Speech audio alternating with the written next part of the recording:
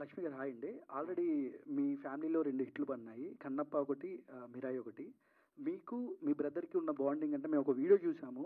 సినిమాల్లో బాండింగ్ చూస్తుంటాం. బట్ ఒక రీల్‌లో మీరు ఎంత ఎమోషనల్ బాండింగ్ ఉందో మీ ఇద్దరి మధ్యన మేమంతా చూసాము. అయితే 'మోహన్ బాబు' గారిలో, 'మనోజ్' గారిలో ఏమైనా ఇన్‌స్పైర్ అయ్యే అంశాలంటే మీరు తీసుకోవాల్సిన అంశాలు ఏంటంటే ఏం చెప్తారండి? బాగా ఇన్‌స్పైర్ చేసే అంశాలు మిమ్మల్ని. వాళ్ళిద్దరిని కంపేర్ చేసి చెప్పాలా ఇప్పుడు నేను? అంటే మీరు బాగా అంటే మా తమ్ముళ్ళలో ఇది ఇన్‌స్పైర్ అవ్వచ్చు. 'మోహన్ బాబు' గారిలో ఇది అవ్వచ్చు అని ఏమైనా ఉన్నాయంటారా? Manoj comeback is an inspiration అండి.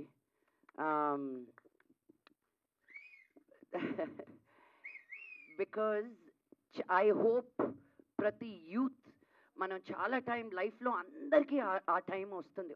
బాయ్ నాకొద్దు, ఇది ఇక్కడితో ఎండ్ అయిపోతే బాగున్ను అనేది ఆ ఫీలింగ్ ప్రతి ఒక్కరి లైఫ్లోనూ వస్తుంది.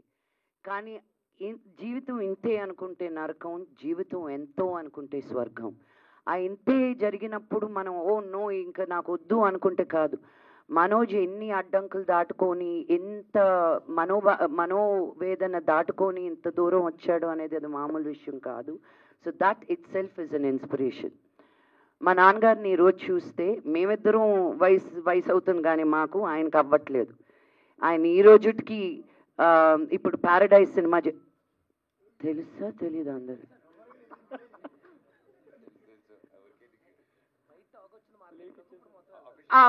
నేను చెప్పాను పోండి, మరి నాని ఏమనుకోడు.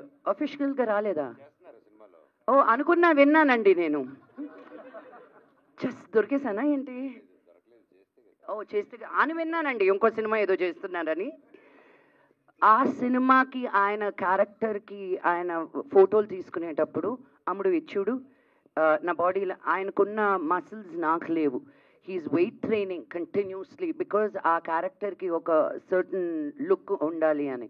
ఈ వయసులో ఎవరు వచ్చి చేసింది వెళ్ళిపోదాం. చాలామంది యాక్టర్స్ మనకు తెలుసు ఒక సెట్కి వచ్చి 2 అవర్లే పనిచేసి నేను ఎంతకంటే చేయను అని చెప్పి, బికాజ్ వాళ్ళు ఒక హిస్టరీ ఉంది, నేను ఒక సీనియర్ ఆర్టిస్ట్ని అని. నాన్నగారు సెట్కి వస్తే ఒక చిన్న బిడ్డలాగా బిహేవ్ చేస్తారు. అది ఫస్ట్ టైం డైరెక్టర్ అవని, ఎంత పెద్ద డైరెక్టర్ అవని. సో సెట్లో he's a very very very inspiring man.